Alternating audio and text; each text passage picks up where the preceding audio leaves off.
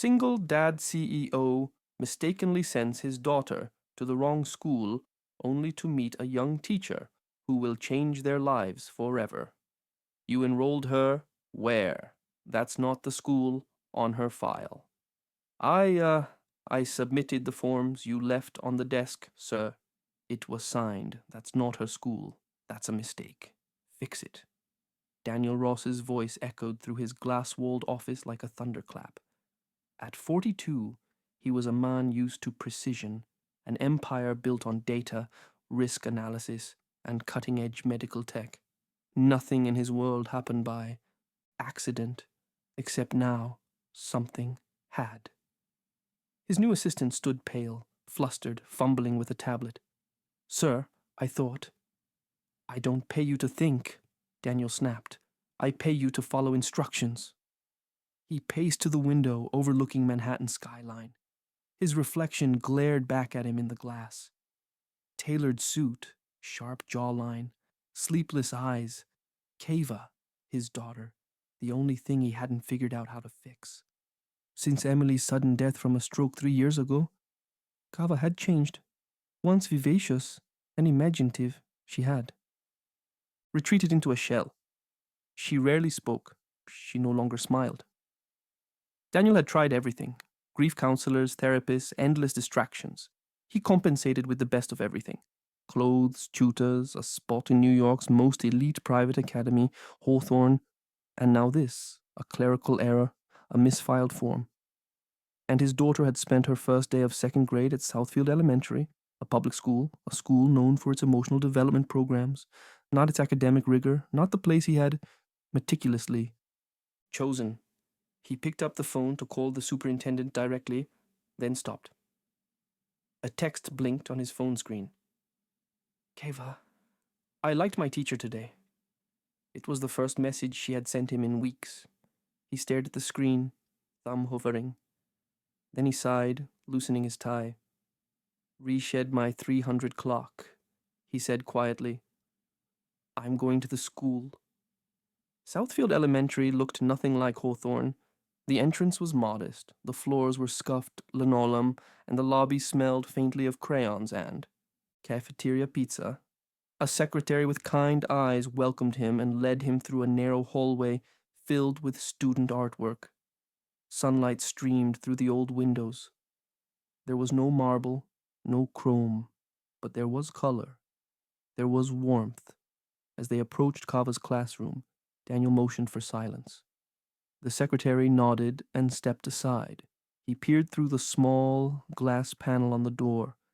Inside, 20 or so children sat in a semicircle.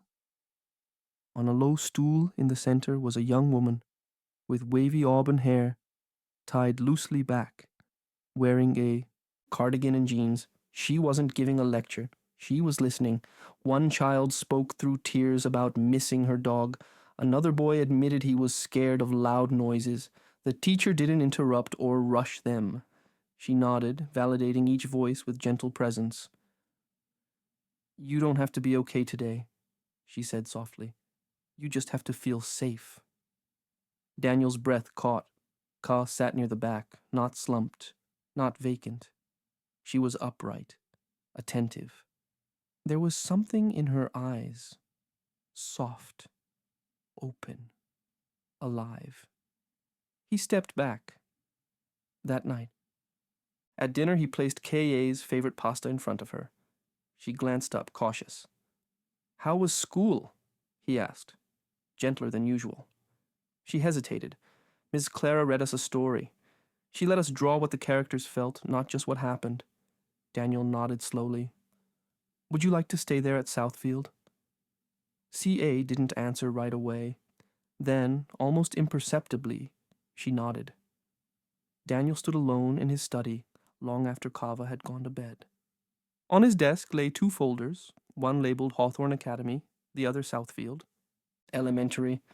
Hawthorne had prestige, connections, results.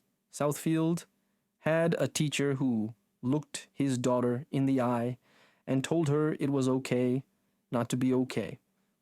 He closed his eyes, maybe for once. The best thing wasn't the one he had planned. Maybe the real answer had arrived by mistake. Clara Jennings had never planned on becoming a teacher. 10 years ago, she was a mental health specialist in the army, trained to sit with soldiers shattered by war. She had seen what trauma did to the strongest minds.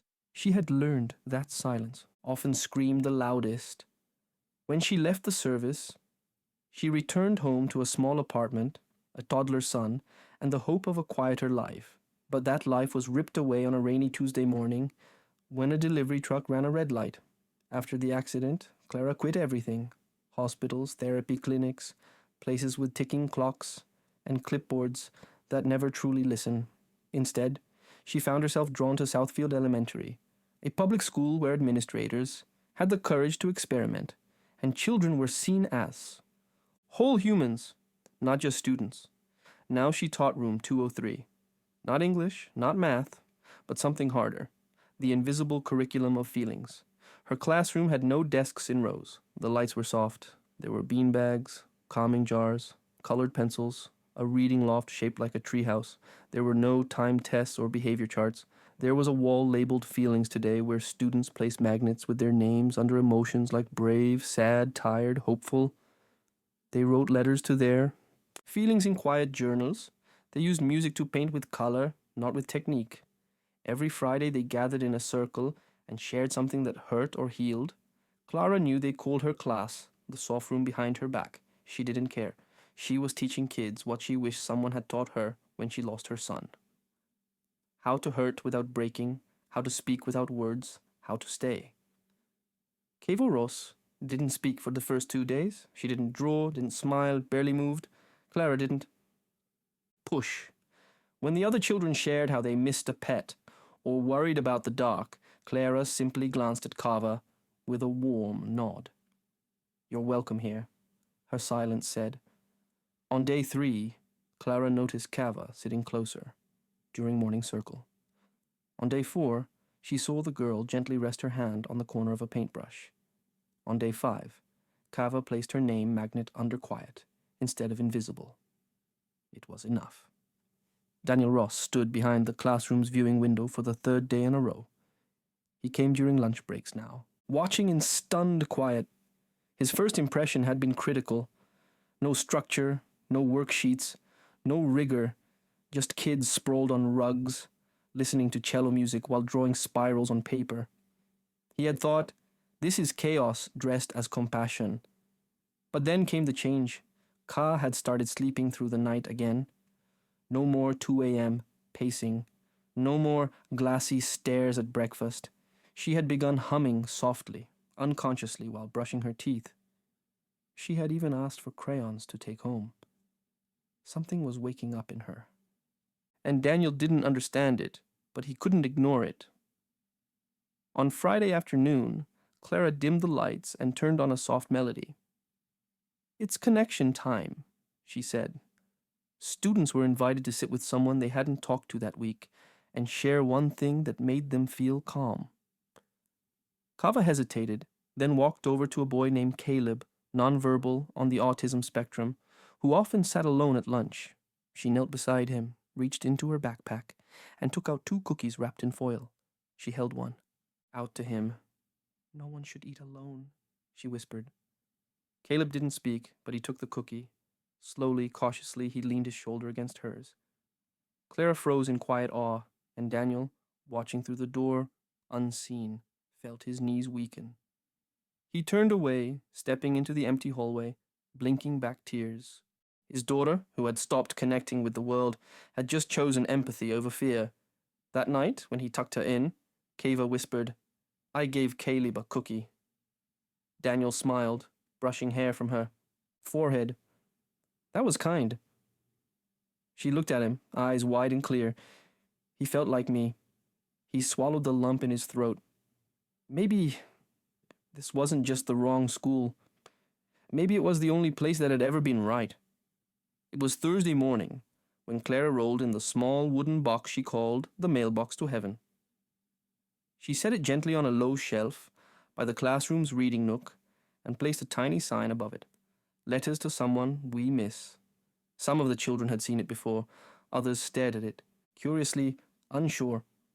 Clara knelt beside them, Sometimes we carry things in our hearts that feel too heavy. This week, I want you to try writing a letter. Not for grades, not for anyone to correct, just a letter to someone you love who isn't here anymore. It can be someone who passed away or someone who feels far. You don't have to sign your name unless you want to. Ka sat near the corner, watching quietly. She didn't move. She didn't speak. But that afternoon, as the others painted and chatted in soft voices, Clara noticed C.A. pull out a piece of pale pink stationery. She took a pencil, sat alone by the window, and began to write. She held the pencil like it might break, pausing between lines, erasing more than she kept. It took her almost the whole hour. When she finished, she folded the paper carefully, then walked to Clara. "Can you send this?" she asked, holding out the letter. Clara looked down at the trembling paper in Keva's hands. "To where, sweet one?" Keva pointed to the ceiling. "To heaven." Clara took it, gently, pressing her hand over Keva's. "I'll do my best." Kev nodded, turned, and walked away. After school, when the children had gone, Clara unfolded the letter behind her desk. Her hands trembled as she read. "Dear Mommy, I played with paint today and didn't cry. The blue didn't feel cold anymore. I sat next to Caleb and gave him a cookie.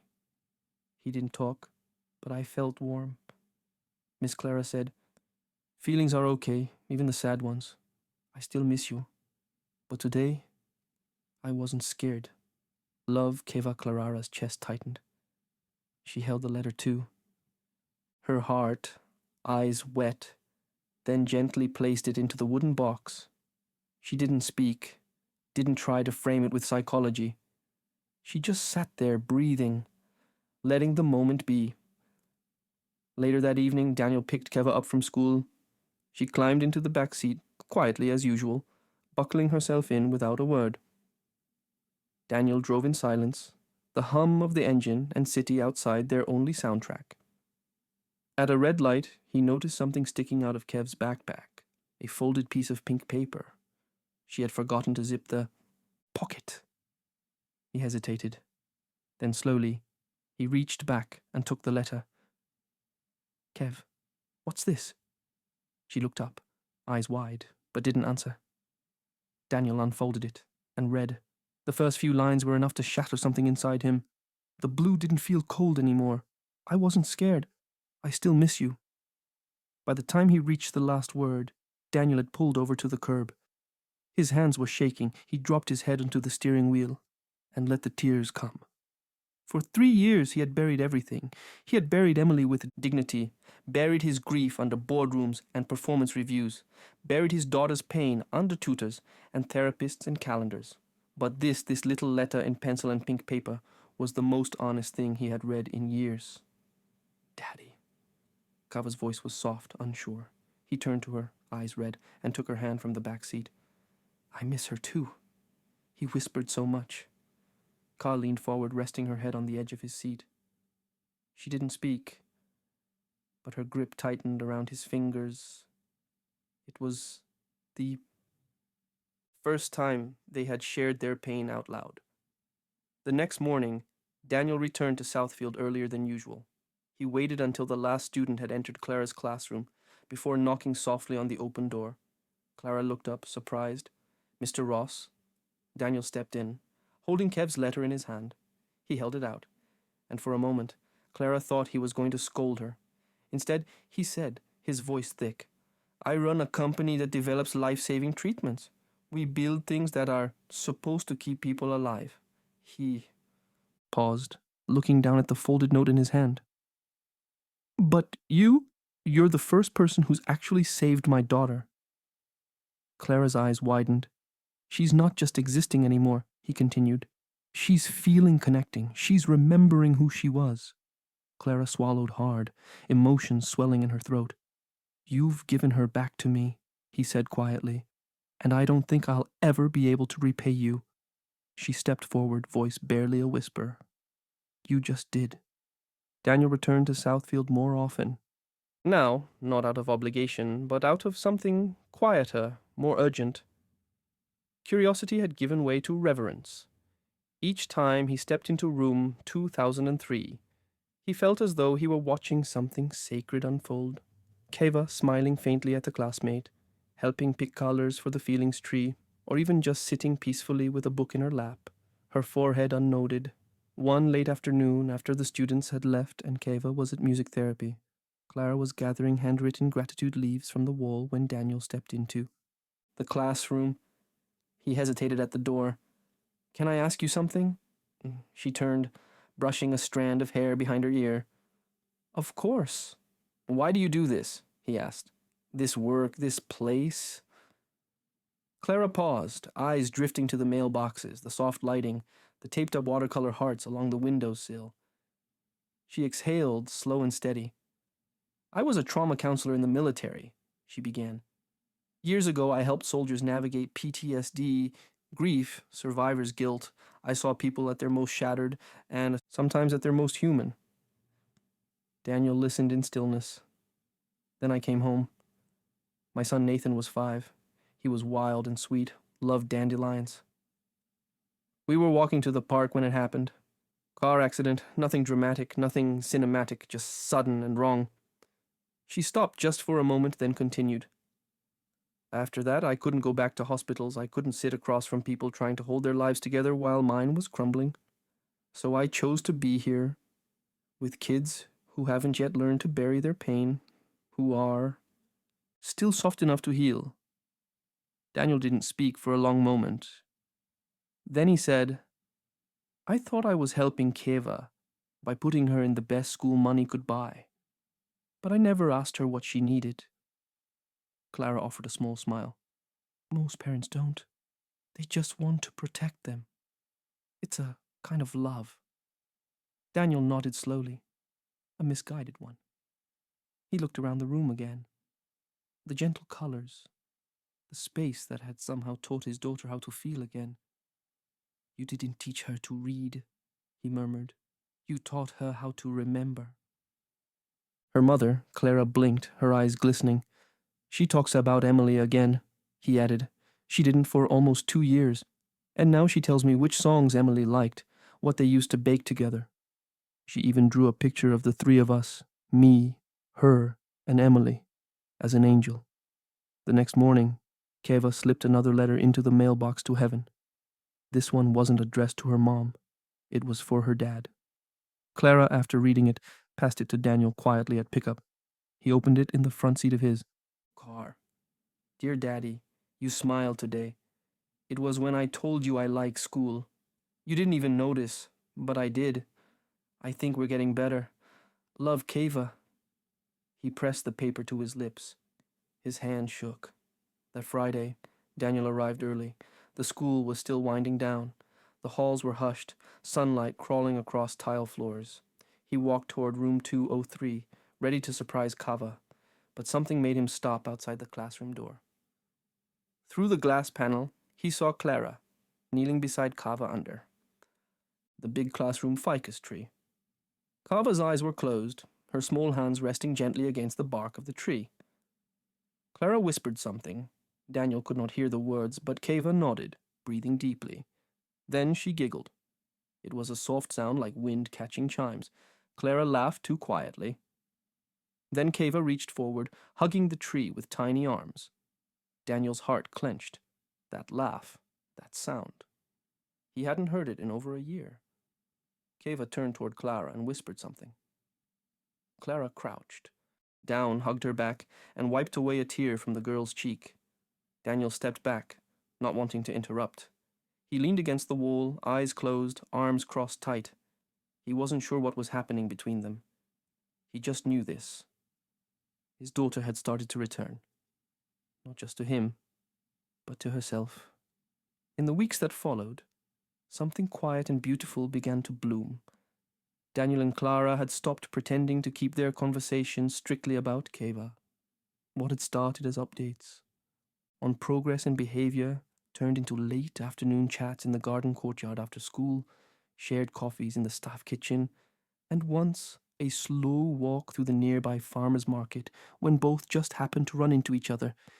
There was no grand confession, no sweeping declarations, just the slow thaw of two people who had long forgotten how it felt to be seen.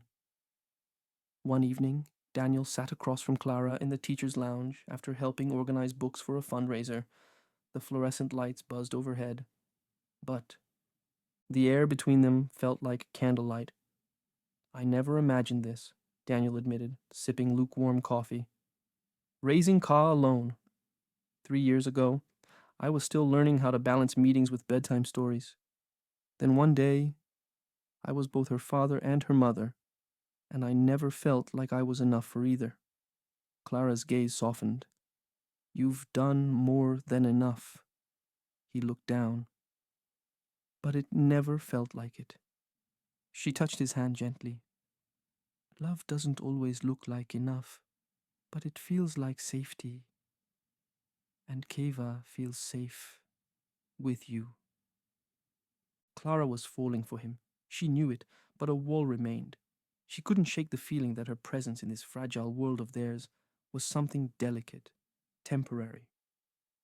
So she stepped carefully, held her heart tightly, loved quietly, until the day everything shattered. It happened on a Thursday morning, without warning. Margaret Whitmore, Daniel's mother-in-law, arrived at Southfield Elementary, dressed in pearls and judgment. She swept through the front office with a legal pad and disdainful glances, announcing she was here to inspect the environment her granddaughter had been condemned to. No one stopped her. She found Ka in the courtyard, seated in a circle of beanbags under a tree. Clara was beside her, gently guiding the group in their morning gratitude ritual. Kia leaned her head against Clara's arm and whispered, "This is my safe place." Margaret's voice cut through the peace like glass shattering. "Safe with this woman?" Everyone turned. Margaret stepped forward, eyes narrowed, voice rising. "You're not a therapist. You're not a counselor. You're a glorified babysitter manipulating my granddaughter for attention. I will not stand by while she's raised by someone like you." Clara stood, keeping her tone measured. "Mrs. Whitmore, I understand this is a surprise visit, but this is not the place." "Oh, I'm sure it's all a surprise to you," Margaret snapped, playing the savior, getting close to a grieving child and her vulnerable father. "A woman like you, no husband, no real credentials, thinking you can replace my daughter." Gasps rippled across the courtyard. Clara's hands were trembling now, but she held her ground. Then suddenly, shockingly, Kiva stood. She moved in front of Clara, arms stretched out wide like a tiny shield. "Stop yelling at her," she shouted, voice shaking but strong. "She's the only one who listened to me. She's the only one who made me feel like I wasn't broken anymore." The courtyard went silent. Keva turned to Clara, eyes glossy but defiant. "If I could choose a mom," she said, every word trembling with truth, "I'd choose you." Clara dropped to her knees, stunned. Her mouth opened, but no words came out. Margaret's mouth tightened, but she didn't speak. For the first time, she seemed unsure. And then, Daniel was there. He stepped through the crowd, his presence steady, undeniable. He looked at his mother-in-law first. Enough. Then, turning to Clara, he took her hand. Not in secrecy, not in hesitation, in certainty. "We're not hiding anymore," he said loud enough for everyone to hear. "This is our family now."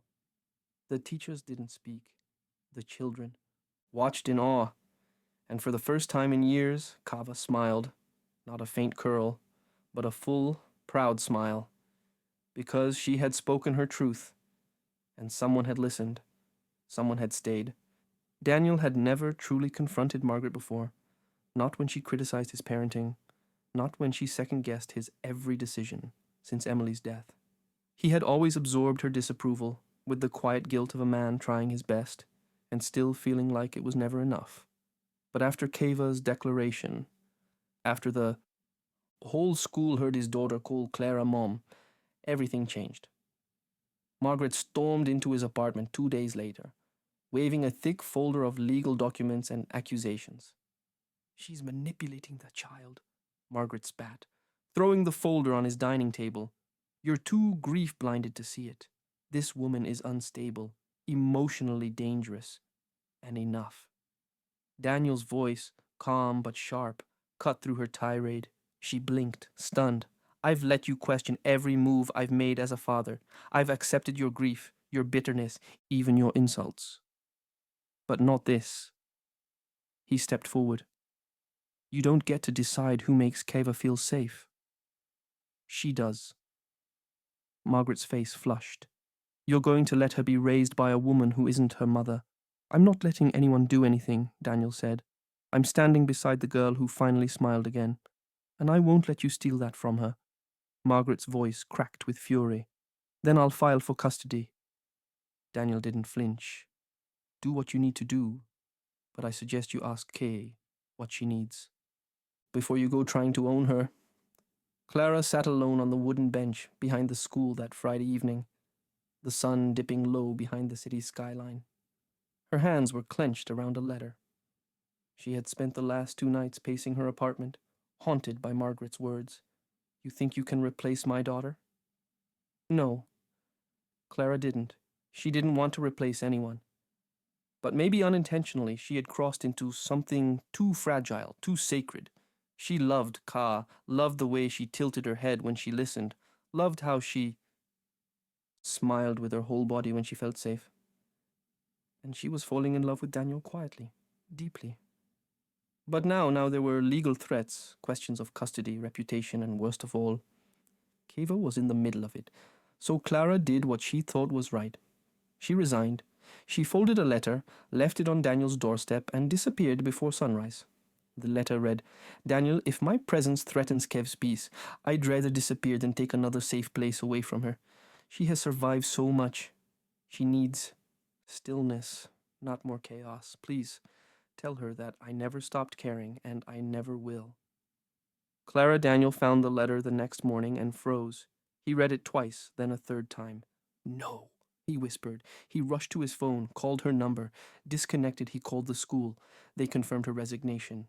No forwarding information, no goodbye. He stood in the middle of his living room, fists clenched. Damn it! He muttered, heart pounding. Then sobbing, he had lost Emily. Now he had let Keva lose Clara. And Keva locked herself in her room the moment she found out. Maria, their housekeeper, knocked gently. Sweetheart, you need to eat. No answer.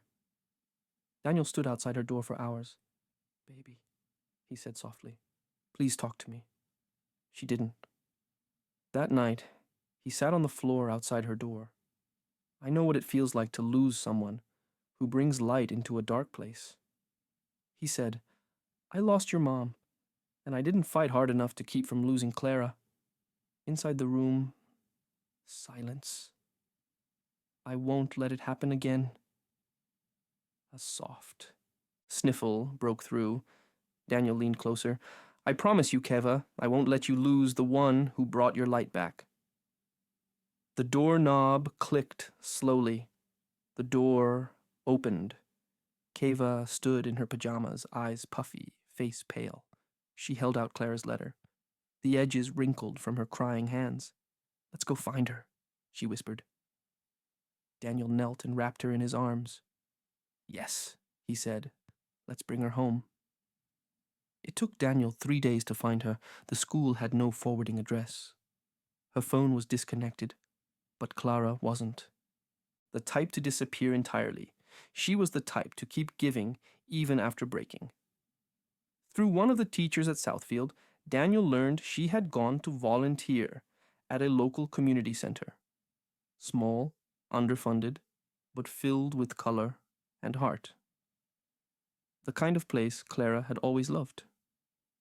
A place where broken things quietly learned how to bloom again. He and Keva drove across town early on a Saturday morning. The neighborhood was rougher than theirs, the buildings older, the signs in multiple languages.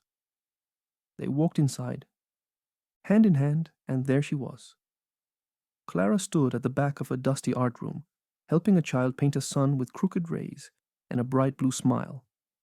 Her hair was tied up messily, a paint smear across one wrist. She looked tired and calm. Keva let go of Daniel's hand and walked forward. Clara didn't see them at first. Then she turned, froze, her breath caught. Keva. The little girl stopped just a few feet away. She reached into her small backpack and pulled out a folded sheet of pink paper, the same letter, the first one she ever wrote to her mother. She held it out with both hands. I saved it, Kava whispered, for someone who could read it with the same heart. Clara took the letter with trembling fingers. Her eyes filled almost immediately. I never stopped thinking about you, she said. Then why did you leave? Kiva asked, voice tiny. Clara dropped to her knees. Because I was scared I didn't belong. Kiva shook her head. You do? Daniel stepped forward now, slow and sure. He didn't carry a ring, no flowers, no rehearsed speech. Just the quiet, weathered look of a man who had broken and rebuilt and learned to love what was real. He looked at Clara. I'm not here to ask for promises, he said. We're not perfect, but we're real, and we're waiting for you. Clara looked at him, then at Ka. She didn't need time. She didn't need space. She only needed to stop running. Tears streamed down her cheeks as she wrapped CA in her arms, then looked up at Daniel with a nod. I want to come home, not to a title, not to a job, but to a life, to a family. That night, they returned to the apartment. Clara sat on the couch with Kiva, reading a story aloud by candlelight, while Daniel quietly cooked dinner in the background, badly, but earnestly. No one said the word mother. No one needed to. It was written in the rhythm of Clara's voice, in Kev's laughter, in the way Daniel looked at them both, like they were the miracle he never deserved, but somehow found anyway. Clara hadn't come back as the teacher. She had come back as something far more sacred. Home. A full year had passed. The seasons had circled through their motions. Flowers bloomed, leaves fell, snow came and melted. And so had the small world of the Ross family, except now the world looked different, brighter. Southfield Elementary still stood humbly at the corner of two quiet streets, but within its walls, something extraordinary had taken root. CAA had blossomed. She was no longer the silent girl in the back of the classroom. She was now a peer mentor, sitting with new students at lunch, leading Feeling Circle every Thursday, and designing posters for the hallway's kindness campaign. Teachers often spoke of her empathy, her quiet leadership, and the way she always made space for the quietest voices. Daniel had blossomed too, in his own way. He had begun stepping back from high-stakes boardrooms and stepping into something he never expected. Advocacy.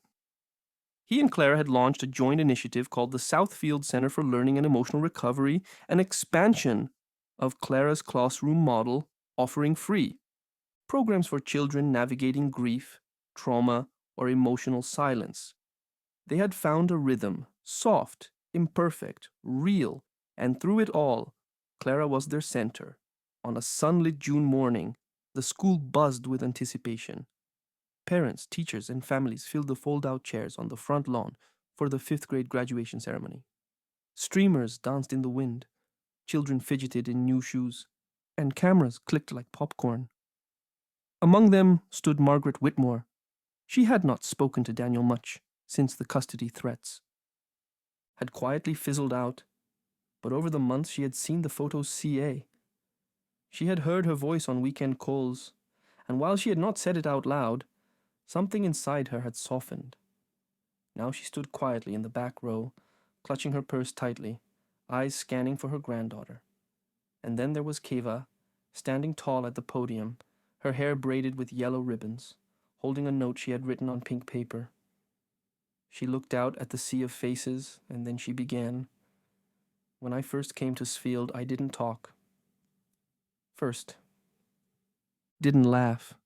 I didn't know how to feel anything but sad. There was a hush over the crowd. I had lost my mom, and for a long time, I thought maybe I lost my voice too. But then I met a woman who didn't ask me to speak. She just sat with me until I was ready.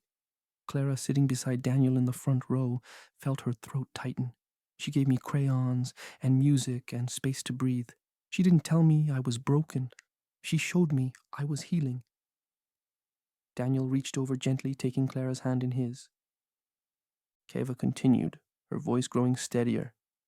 And over time, I found my words again, my smile, my safe place. She paused, then looked directly at Clara. Today, I want to thank my dad for never giving up on me, and I want to thank the woman who helped me become myself again. She smiled, tears shining in her eyes. Today, I want to call her what I've felt all along, Mom. Clara's breath hitched. Her hand flew to her mouth. The crowd gasped softly. Then applause rippled slow and swelling. Tears ran down Clara's face as Daniel squeezed her hand tightly. Margaret from the back blinked rapidly, her lips parting in disbelief, but even she couldn't deny it. The light in her granddaughter's face was undeniable. And in that moment, something inside her broke and mended. Later that evening, long after the speeches had ended and the last cookie from the refreshment table had been eaten, Daniel, Clara, and Keva walked together through the quiet halls of the school, one final time before summer. They moved slowly, passing drawings Keva had once taped to the walls, the bookshelf where she first learned to write again, the soft beanbag still gathered in a reading circle. Outside, the sky had turned gold, then copper, then lavender.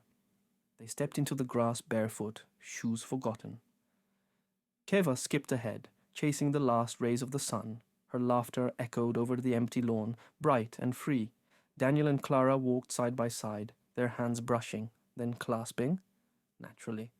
There were no big declarations, no formalities, just breath and peace and presence and family, a new kind of family, one forged not by blood alone, but by choice, healing, and love. As they reached the front gate, a new wooden sign gleamed in the fading light. It read, Southfield, where children find their voices and grown-ups learn to listen. Clarice smiled. Daniel kissed her temple. Kava turned and shouted, Hurry up, slowpokes! And the three of them walked home together, whole.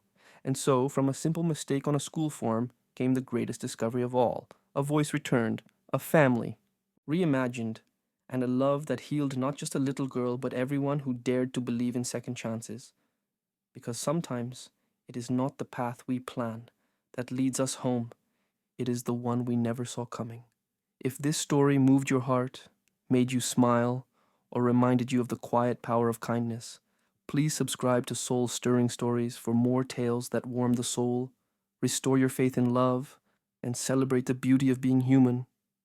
Let us remind you one story at a time that healing is possible and hope is always